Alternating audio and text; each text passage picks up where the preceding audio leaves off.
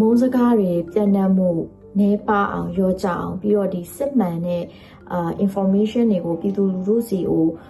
ရောက်အောင်ပို့ဖို့ဟာဒီနည်းပညာတွေကတကယ်ကိုလိုအပ်ပါတယ်အခုဒီတော်လန်ရေးကာလမှာဆိုလို့ရှိရင်ပိုတိတာရယ်ပေါ့နော်စစ်ကောင်စီဘက်ကနေပြီးတော့မှpropaganda ဖြန့်တဲ့ကိစ္စတွေရှိရပေါ့နော်ပြီးမကောင်းသတင်းတွေပြည်သူလူထုကိုထင်အောင်ထမှားဖြစ်စေမဲ့သတင်းတွေကိုစစ်ကောင်စီဘက်ကနေဖြန့်လေးရှိရပေါ့နော်နည်းပညာတွေကိုသုံးလို့ရှိရင်ပိုကောင်းတယ်ပေါ့နော်ပိုကောင်းတယ်ဘာလို့လဲဆိုတော့ကျွန်တော်တို့က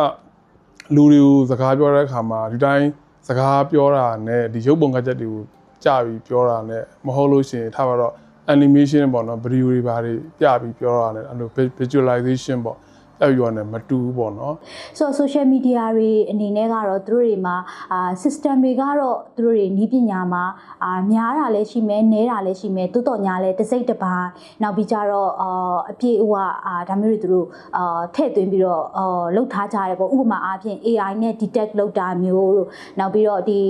post တစ်ခုခုဓာတ်ပုံတစ်ခုခုကဒီအမုန်းစကားနဲ့သက်ဆိုင်တဲ့အကြောင်းအရာတွေဖြစ်တယ်ဆိုလို့ရှိရင် report ပြုလုပ်လို့ရဖို့တို့ပြီးတော့ဒီတင်တဲ့လူကဒီအရာမျိုးတွေမှာအများကြီးတင်လာပြီးဟေ့ဒါမှမဟုတ်လို့ရှိရင်သူတို့ဒီဆောက်ထားတဲ့ community ရဲ့ standard နဲ့မကိုက်ညီတဲ့အခြေအနေမျိုးတွေဖြစ်လာပြီးဟေ့ဆိုလို့ရှိရင်ဒီ account တွေကိုဖျက်သိမ်းလိုက်ဖို့ဒါမျိုးတွေသူတို့က system ထဲမှာထည့်သွင်းကြရပေါ့ဒီနည်းပညာဘိုင်းပဲဖြစ်ဖြစ်ဒီ social media ဘိုင်းကပဲဖြစ်ဖြစ်ပေါ့နော်စစ်မှန်တဲ့အဖွဲ့အစည်းတွေမီဒီယာတွေဘက်ကနေပြီးတော့ပြန်ပြီးတော့မှဒီ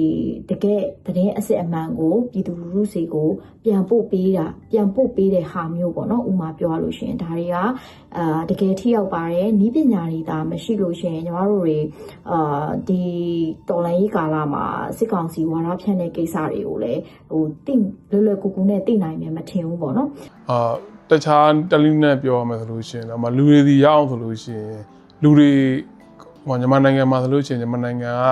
Facebook ကအတော့အများဆုံးဖြစ်တယ်ပြီးရင် YouTube ဖြစ်တယ်ပေါ့နော်ဒီလိုမျိုး channel တွေမှာဒီလိုမျိုး animation တွေဒီ visualization ပုံစံမျိုးပေါ့တစ်ခုပေါ့နော်ဒါမျိုးတွေကိုပြန်ပြီးတော့တေချာပြန်ပြောပြတာမျိုးပေါ့နော်လူတွေစိတ်ဝင်စားအောင်တစ်ခု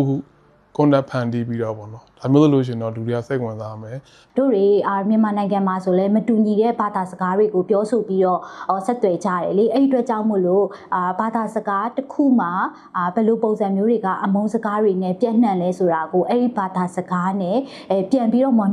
monitor လုပ်တာမျိုးပေါ့နော်အဲ့ဒါမှသာလဲအဲ့ဒီ community ထဲမှာအမုန်းစကားပြန့်နှံ့မှုကလျော့ကျလာတာမျိုးဖြစ်နိုင်တယ်ဒါနည်းပညာရဲ့ရှုထောင့်တစ်ခုပေါ့အရင်ခေတ်ကလည်း